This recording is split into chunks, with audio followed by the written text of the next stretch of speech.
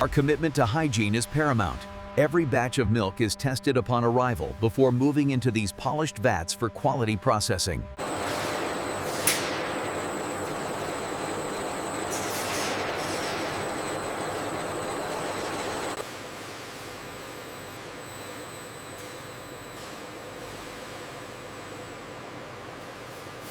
Check the flow rate on gauge 3. It's stabilized right after the valve adjustment. We're running smoothly. Ensure the holding time is correct for the high temperature short time process. Confirmed. We are running at 15 seconds. See how the pressure stabilized right after the adjustment here. Yes, the thermalization phase is holding steady now. I'll update the records.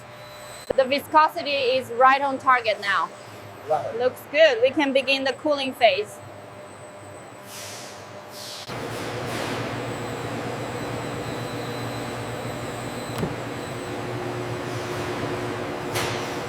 Considered that Nisa released that weighty cleaner patch notice came the Zedra agent visited record gaming leader. Check the flow rate on tank 3, please. Flow rate adjusted. It's within specifications.